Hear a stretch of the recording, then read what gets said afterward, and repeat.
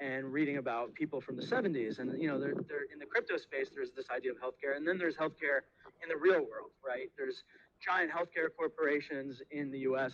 There's sort of a racketeering system of capturing a market, monopolizing a product or a service in any particular region, and then jacking up prices. And then there's healthcare to the individual. And to the group. You look at a place like Cuba and their healthcare outcomes. They don't have access to the same cancer treatments as us, but they have dramatically lower cancer rates. People don't live that much shorter. Length of life is a metric. People talk about mortality rates, but there's also years of life lost when people talk about treatments, and then there's quality of life. How much quality of life is there at the end of life? So much of healthcare spending and of healthcare realistically is focused on basically three pieces of a triangle. There's pediatrics, there's women's health, which is a lot of it is reproductive health, really.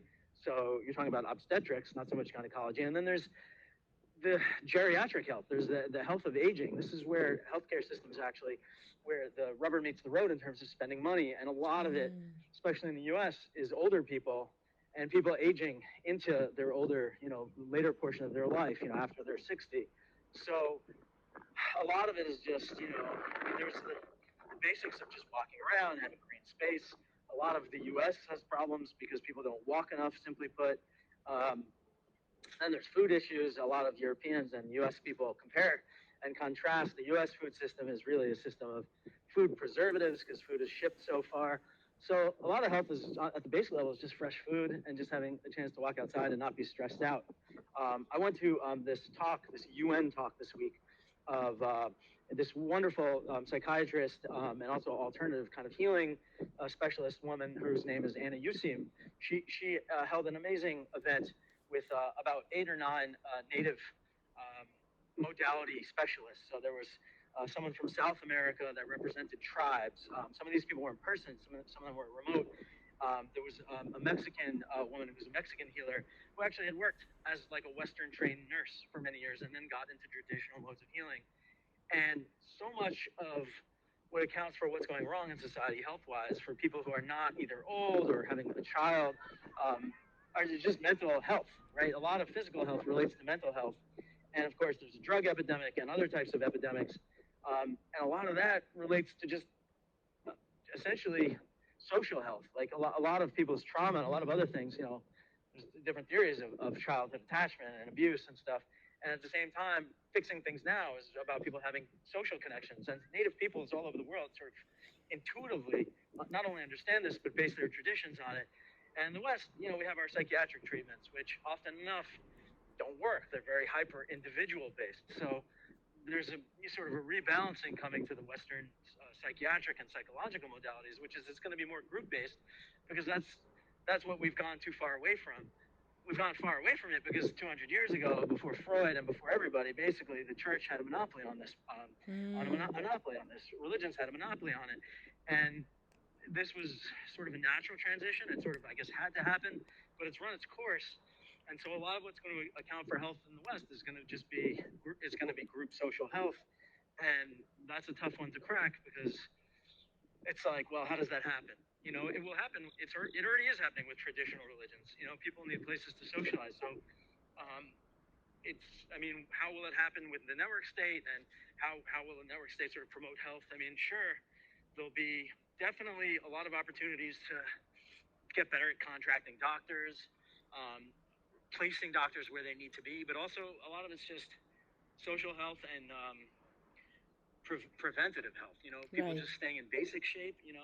But people get sick too, so it's hard. I think one thing I see that this really struck me home this week, which is a lot of health is about what happens when people are deteriorating for a period of time, older people especially, and it's hard for, especially, it's not just Western society. I think it's just hard for empires and modern materialism to account for the fact that life is temporary, right? And so health itself gets very expensive when you refuse to accept that life is temporary. So like to live well means to die well. And that has implications for the cost of health, not just of the person dying, and to everyone else because they're involved in paying for it, but psychologically, the cost of how other people react towards that process, towards witnessing and experiencing the death of other people, that's part of social health. So it's a really tough one to come to, and it's, I mean, to be fair, and this is a tangent, but as far as healthcare is concerned, the people in the longevity movement, I'm a big fan of what they're doing in substance, which is trying to prolong health. However, the way that they discuss it and talk about it, often they sort of mired in the phraseology of immortality, of don't die, of live forever. These kinds of words that implicate the sort of Peter Pan fantasia that they want to build for themselves. It's problematic because it pushes people away from their project. And like gerontological medicine, there's a lot of areas of medicine which are trying to promote health in older people or preservative of health in younger people. People who are real experts in the field, they don't want to talk to someone who's talking about living forever, because sometimes it just pushes them away, right? It's just a different way of speaking. And it's kind of like, it doesn't sadden or annoy me. I just haven't seen a lot of really high level, insightful discussions. And I think the reason is because people in the longevity movement, when you're in public, it's difficult. They're their own tribe, and they're forming sort of their own common jargon to reinforce one another's approval.